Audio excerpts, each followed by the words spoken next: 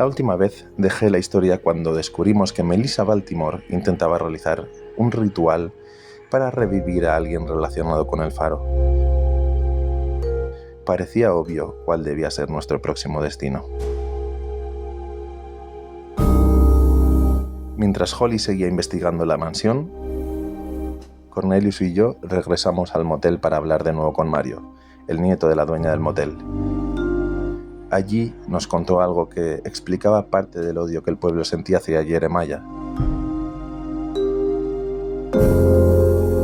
Según la versión que todos conocían, pero que nadie contaba, el antiguo farero no solo había provocado el naufragio de William Baltimore apagando la luz del faro, sino que además, años antes, había violado a su mujer, Melissa Baltimore. Todos estos hechos habían acabado provocando la ira de los pueblerinos, quienes lo persiguieron, lo humillaron, lo vejaron y finalmente lo asesinaron, mientras la viuda Baltimore se refugiaba en su mansión.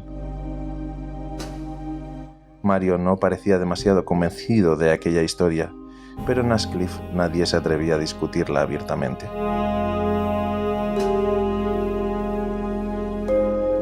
El caso es que Monseñor Cornelius y yo hicimos un trato con él. Era apenas un chaval de 15 años que quería huir de Ashcliff para no acabar tan loco como el resto de sus habitantes, así que le prometimos ayudarlo cuando todo terminara, y él a cambio nos recogería el espejo desaparecido que le habían regalado a su abuela.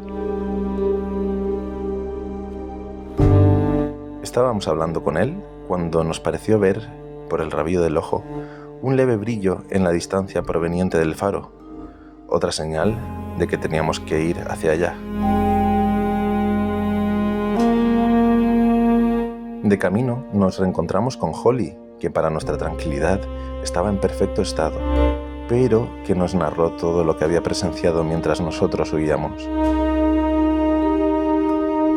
En el faro naciste, en el faro te conocí, en el faro moriste y en el faro revivirás. Fueron las palabras pronunciadas durante el ritual. Debíamos llegar antes de que la viuda Baltimore lo hiciera. Cuando al fin llegamos al faro, encontramos las cadenas de la entrada rotas, lo cual nos permitió entrar, pero nos produjo una gran sensación de inquietud. En el interior lo primero que hallamos fue un cadáver abandonado en la planta baja. Sin duda, el cadáver del conductor del camión desaparecido. Habíamos pasado toda la investigación intentando averiguar qué había sido de él, y allí estaba el fin. Después subimos hasta lo alto del faro, y allí encontramos un segundo cadáver. Este estaba mucho más deteriorado por el paso del tiempo, pero por sus ropajes dedujimos que se trataba del antiguo farero, Jeremiah. Fue entonces cuando vi el colgante. Jeremiah lo llevaba puesto, y siendo sincero, no sabría explicar por qué decidí ponérmelo. El caso es que en cuanto lo hice, noté que una fuerza se apoderaba de mí y comencé a moverme sin voluntad propia. Y entonces Jeremiah habló a través de mí. Nos contó toda la verdad. Nunca había violado a Melissa. Ambos habían sido amantes. William Baltimore descubrió la relación y difundió la historia de la violación para proteger el honor de su familia. Así que Melissa y el joven farero habían ideado un plan para deshacerse de William y poder dar rienda suelta a su amor.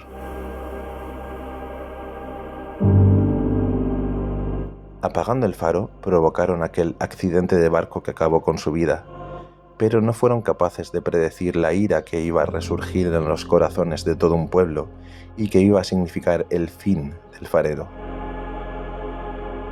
También nos contó que había sido la propia Melissa la que había provocado el accidente del camión para poder hacerse con la daga y que ella misma había ocultado el cuerpo del conductor dentro del faro. El espíritu de Jeremiah, encerrado en aquel colgante, nos dijo que no quería volver a la vida, no quería venganza, solo quería descansar. Si destruíamos el colgante, su alma podría desaparecer para siempre. Y justo cuando estábamos decidiendo qué hacer, apareció Melissa.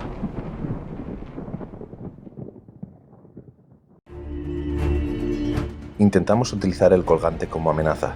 Si no nos devolvía la daga, destrozaríamos el colgante y acabaríamos con su amado para siempre. Pero al parecer Melissa ya había llegado demasiado lejos como para ponerse a negociar. Sin dudarlo, utilizó la daga y se abrió el cuello delante de nosotros. Durante unos segundos pensé que todo había terminado. Me equivoqué, por supuesto. Lo que ocurrió después fue una locura incluso para los estándares habituales de mi vida. Melissa volvió a levantarse y después comenzó a levitar. Recuerdo perfectamente su terrorífica mirada. No parecía una mujer intentando recuperar el hombre al que amaba. Parecía un espíritu corrompido por la obsesión y dispuesto a cualquier cosa por volver a sentir algo que le habían arrebatado. Ante aquella visión infernal y viendo que no íbamos a conseguir nada con amenazas, Holly acabó destrozando el colgante de Jeremiah. Pero eso tan solo provocó aún más la ira de aquella mujer, que nos atacó con una ferocidad todavía más atroz. La batalla fue frenética, y yo, a pesar de lo que pueda parecer, no estoy preparado para el combate físico. Sin embargo, por suerte, nuestro equipo contaba con 2 personas santas con mucha más musculatura y agilidad que yo, que podrían hacer frente a aquella figura levitante y perturbadora. Fue entonces cuando comprendí que el verdadero objetivo de Melissa seguía siendo Jeremiah.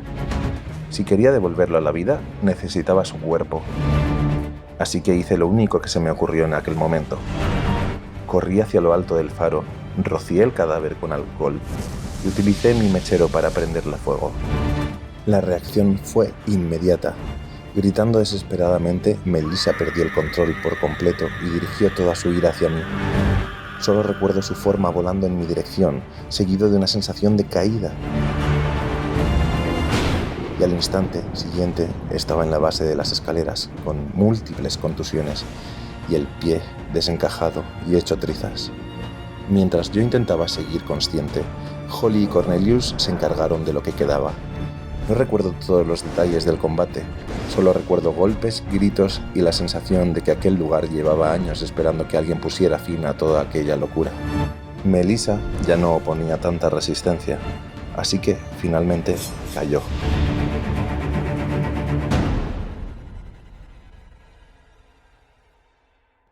Cuando recuperamos el aliento, pudimos recoger del cadáver inerte de la viuda la daga ritual. Al fin teníamos todos los objetos desaparecidos. Habíamos cumplido con la misión. Tan solo nos quedaba salir pitando de aquel lugar. Por suerte Mario se adelantó a nuestros deseos. Cuando salimos del faro, el chaval apareció frente a nosotros conduciendo la vieja furgoneta de su padre. Poco después, Holly, Monseñor Cornelius y yo estábamos abandonando Ashcliffe junto a Mario, antes de que el pueblo tuviera ocasión de regalarnos una última desgracia. Y bueno, esa es la historia de cómo quedé cojo y de por qué ahora necesito una ayuda para caminar. Aunque la herida se curó, de vez en cuando todavía siento un dolor punzante que me impide hacer vida normal. Y aunque he revivido muchas veces esta historia en mi mente, poco después empecé a cuestionarme si todo aquello había ocurrido de verdad o si había sido producto de mi sugestionable imaginación. Y la verdad es que a día de hoy todavía no lo tengo claro. Supongo que nunca lo tendré.